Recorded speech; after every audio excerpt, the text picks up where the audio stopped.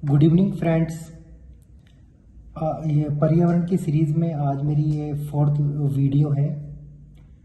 पर्यावरण परि प्लस आवरण से मिलकर बना होता है। परि का मीन्स होता है चारों ओर और आवरण होता है घिरा हुआ। पृथ्वी पर पाए जाने वाले भूमि, जल एवं जीव जंतुओं का समूह जो हमारे चारों ओर है, सामूहिक रूप से पर्यावरण कहलाता है। पर्यावरण के घटक दो घटक होते हैं, अजैविक या भौतिक घटक और जैविक घटक। अजैविक या भौतिक घटक में आपका आता है स्थल, वायु, जल, वर्षा, सूर्य का प्रकाश। जो नेचुरल होते हैं, जो अल्लाह गॉड यानी कि भगवान की चीज़ें जो होती हैं बनाई हुई, वो आपके अजैविक में आते हैं। आपके स्थल हो गया, वायु हो गया, जल हो गया, वर्षा हो गया, सूर्य का प्रकाश हो गया। जैविक घटक जो होते हैं वो प्राथमिक उत्पादक या स्वयंपोषी होते हैं। पौधे प्राथमिक उत्पादक हैं क्योंकि वे अपना भोजन स्वयं बनाते हैं प्रकाश संश्लेषण की क्रिया द्वारा।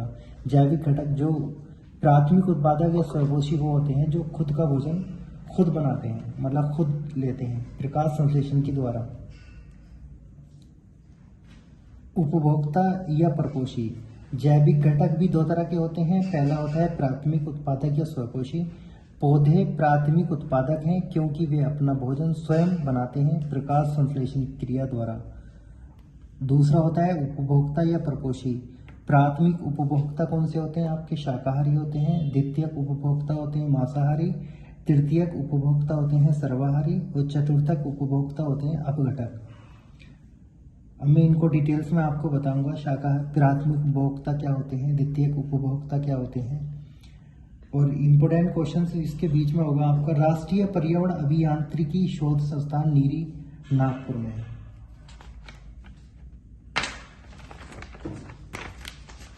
देखिए,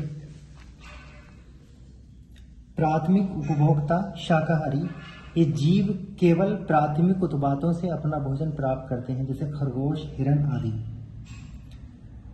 खरगोश, हिरण आदि किससे प्राप्त करते हैं? जो शाकाहारी होते हैं, ये शाकाहारी होते हैं, प्राथमिक उपभोक्ता होते हैं। जैसे खरगोश पेड़ पौधों से, इन चीज़ों से आपका अपना भोजन प्राप्त करते हैं।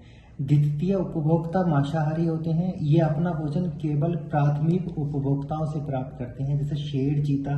शेर किससे अपना भोजन प्राप्त करता है? खरगोश से प्राप्त करता है, हिरण से प्राप्त करता है। ये आपका द्वितीय उपभोक्ता होता है। तृतीयक उपभोक्ता सर्वाहारी होते हैं, ये अपना भोजन पौधे एवं जंतुओं दोनों से प्राप्त करते हैं। जैसे मनुष्य जो होता है वो तृतीय उपभोक्ता में आता है। ये जो है अपना भोजन पेड़ पौधे से भी प्राप्त करता है और जंतुओं से भी प्राप्त करता है।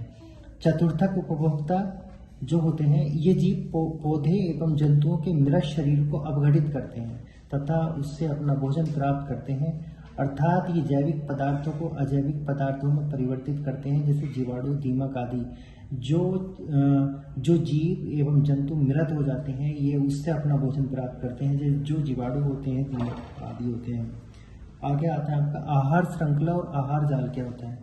आहार श्रृंखला का मतलब होता है, जैसे जो घास होती है, घास को कीट पतंगे खाते हैं, कीट पतंगों को मेढक खाता है, मेढक को सांप खाता है, सांप को मोर और बाज खाते हैं। ये ऐसी ही श्रृंखला और चली आती है। दूसरी श्रृंखला होती है, जैसे घास होती है, घास को खरगोश खाता है, खरगोश को सांप भी खा लेता है और मोर और बाज भी खा लेते हैं। तीसरी जो श्रृंखला होती है वो आपकी घास को चूहा खाता है, चूहे को सांप और मोर बाज खाते हैं। ऐसी कई कई तरह की श्रृंखलाएं आपकी बन सकती हैं। पारिस्थितिकी तंत्र में आहार ऊर्जा का स्थानांतरण श्रृंखलाबद्ध रूप से होता है। जैसे घास को कीट पतंगे खाते हैं, कीट पतंगों को मेढक, मेढक को सांप तथा सांप को मोर, बाज खाते हैं। इसी तरह अनेक श्रृंखलाएं आपस में जुड़ जाती हैं जो आहार जाल का निर्माण होता है।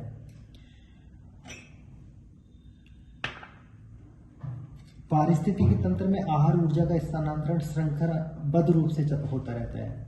ये मैंने आपको पहले भी बताया। जैसे घास को कीट पतंगे खाती हैं, ये घास को कीट पतंगे, कीट पतंगों को मेढक, मेढक को सांप, सांप को मोर, बाज। ये एक श्रृंखला चली जाती है, श्रृंखला होती है। और नेक्स्ट है आपका वायुमंडल। पृथ्वी के चारों ओर मौजूद गैसों के समूह को वायुमंडल कहते हैं। वायुमंडल में सबसे अधिक पाई जाने वाली गैस नाइट्रोजन 78.08 होती है। ऑक्सीजन 20.95% मतलब 21% होती है कार्बन डाइऑक्साइड, हीलियम, मीथेन आदि जो आपके वायुमंडल में पाई जाती हैं। विश्व पर्यावरण दिवस प्रत्येक वर्ष 5 जून को मनाए जाते हैं। देखिए जो इसमें इंपॉर्टेंट क्वेश्चंस होंगे मैं आपको बार बार उसको रिवीजन कराता रहूँगा, जिससे कि आपके बहुत अच्छे से लर्न होते रहेंगे। और एक बात हो रही है, 30 नंबर का आपका पेपर आता है, तो ये 30 नंबर का ठोस नंबर मिलेंगे आपको इसमें, 27-28 नंबर मिलेंगे। अगर आप जैसे मैं आपको पढ़ा रहा हूँ वैसे ही आप जो है अपना नोट्स बनाते चलिए। आपके जो है 30 में से 28 मार्क्स लाने की पूरी कोशिश करूंगा मैं। वातावरण में सबसे अधिक मात्रा में नाइट्रोजन गैस लगभग 78% पाई जाती है। तीसरा क्वेश्चन होगा आपका, यदि पृथ्वी पर पाई जाने वाली वनस्पतियां, पेड़ पौधे समाप्त हो जाएं तो किस गैस की कमी हो जाएगी? ऑक्सीजन की कमी हो जाएगी। जो पेड़